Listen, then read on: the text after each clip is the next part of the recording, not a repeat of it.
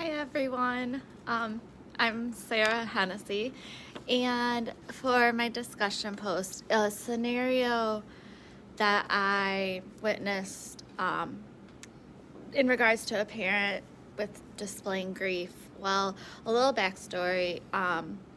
The child of this parent has been displaying many behaviors that are unsafe at school. So, like punching students, kicking students. At one point, he ran away from staff, out of the building, pushing, things like that, throwing things on the floor. So, the parent was contacted by multiple people at my building, including the principal, the assistant principal, the counselor, and the teacher. So at one point, the parent came in, and this was just like an example, and I know we can't assume, but at one point, the parent came in and she experienced grief. And I know that there are 5 stages of grief. There is the shock and disbelief that parents go through, thinking their child will outgrow the situation that's occurring. The second stage is having anger or resentment, and your feelings are really boiling up inside at that point. The third stage might be bargaining. So now you're trying to make deals and you're trying to find reasons as to why a behavior or a situation is occurring.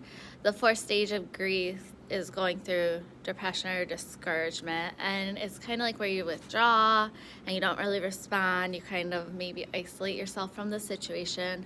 And then the fifth stage is acceptance, and it's where as a parent, you're ready to, I don't want to say admit, but you're ready to understand that there is a situation going on and it needs to be taken care of. So in my example, the parent came in, and the child at that point the other children were removed from the classroom for safety reasons, and the little boy who was being unsafe was in the classroom alone, and we had the assistant principal watching from the door, and they were just kind of letting the little guy have his own space. Well, the mom came in and ended up laying her child on the carpet, and she was just hugging him and rocking him back and forth, and we let that go for a bit. But after everything calmed down and we were able to have the mom talk,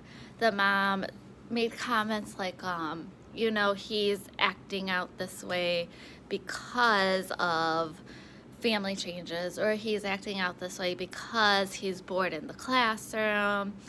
He's displaying these behaviors because he's angry, and that's his way to get out of things, out of doing things that he doesn't want to do. So we felt like there was a lot of bargaining going on. So we tried to work with the mom, and we first created a quiet space in the classroom for the child so he could go to his quiet space when he was bored or didn't want to do the activity we were doing in the classroom. We created bonus opportunities for the child to further his learning and further challenge him in reading, writing, and math. And we also created an incentive chart for him. And it was a chart like a check in, check out chart, so it monitors his parts of the day. And at each end of the morning and end of the afternoon, he would earn an incentive like extra Chromebook time, or time to doodle is something he likes, his art class. So like doodle time, coloring, things like that. So eventually, this is, I know, not part of this assignment, but eventually the mom then moved on from that bargaining to getting discouraged and feeling kind of defeated. Unfortunately, now we're at the acceptance stage and we're moving forward and going to create an FBA for the students. So we're excited about that. In regards to the 4 active listening strategies that I could have used would be, 1, to focus on the speaker. So always making sure I have eye contact, which I'm actually really bad about because I get self-conscious myself, so I tend to look away often. So that's something I need to work on. is to make eye contact, present my body in a opening manner, so not to be closed off with my arms, crossed, or I need to be presentable, like open to them. Another listening skill that is a great one to use is to avoid interrupting. So nodding along, or maybe giving like a thumbs up and stuff, so the speaker knows you are actively listening but waiting for your turn to speak.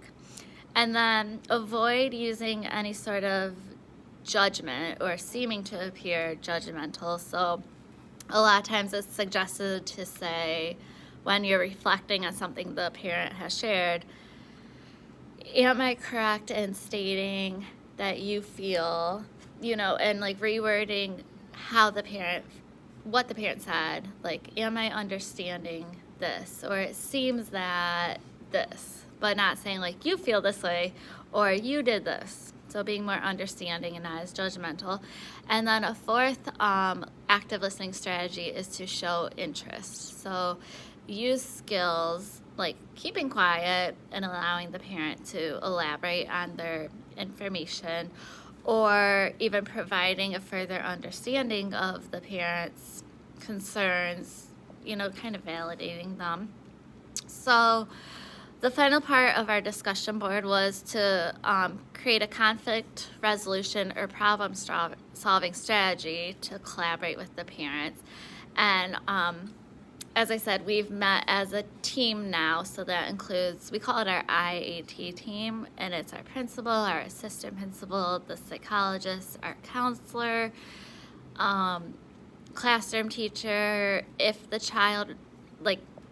any child receives other outside services like reading support and math support, we invite those teachers. Our district psychologists, we all come together with the parents, and we decide our next steps. So sometimes that includes creating a goal for the child, or creating common language between the home and the school, so the child's used to hearing the same language and the same expectations regardless of what environment he is in. So the meeting for this little guy, after he left, I think he was gone for, if I remember, like a day or two, he came back in, and we decided with the parents that we were going to have the child have what we called a re-entry. So he was invited to rejoin back into the school, but first as a team with mom and dad and all of those support staff, we went through his expectations for keeping his body calm. We went through common language that the teachers in the building and mom and dad were going to use at home, and it was very basic common language. Whoops, I'm sorry when I don't move, my lights go off. It was basic common language like break or work. And so that common language, it was simple. The child knew, do I need a break or can I work?